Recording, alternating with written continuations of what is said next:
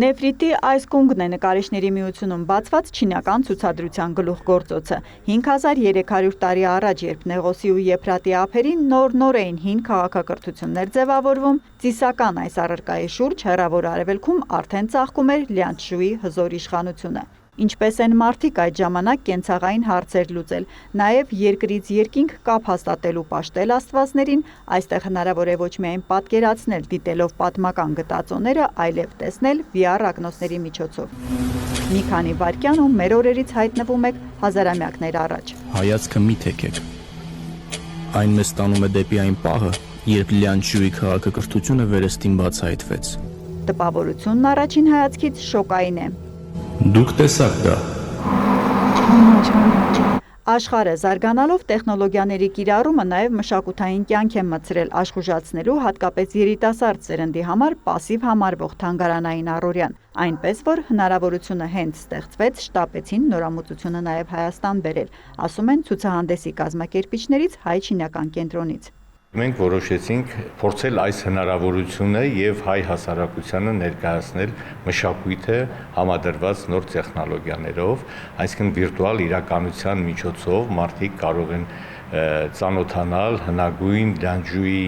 բնակավայրի կյանքին, իրենք եւս մասնակից լինել դրան եւ ակնհայտորեն այսպես մասնակից լինելով տեսնել թե ինչով են զբաղվել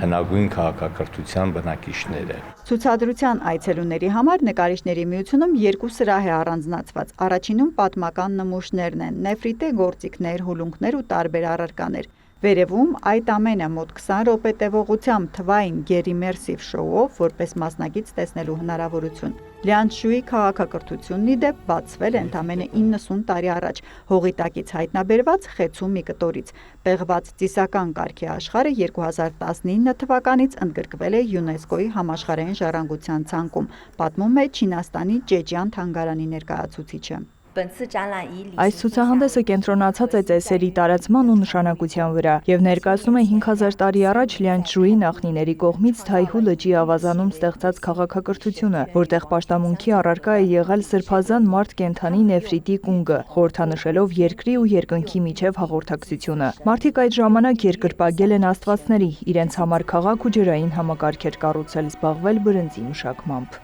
Նախ ներքև նայեք։ Հարթակից այն կողմ բրնձի դաշտերն են։ Ինչպիսի վարպետությամբ են չինացիների նախնիներն իրենց համար սրբավայր քաղաք կառուցել, այնպես արել, որ գետերը հոսեն բնակավայրով, ջրեն բրնձի դաշտերն ու մարդկանց որպես տրանսպորտ ծառայեն։ Միաժամանակ ամբարտակների համակարգով կառավարեն վարարումների հոսքերը դեռ հազարամյակներ առաջ, տեխնոլոգիաները հիմա մեզ են փոխանցում լուսեղեն թռչնի վրա սավառնելով, ներկայացնում կյանքը Լյանչժուում հին ինժեներական լուծումներից մինչև ծեսեր։ Հիմա մարդ եմ տեսնում։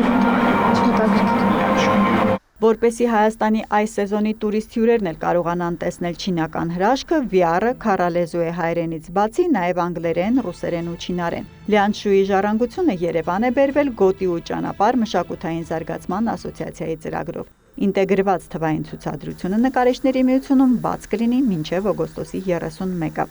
Հերմինե Բաղդասարյան, Մեհեր Կիրակոսյան, լուրեր։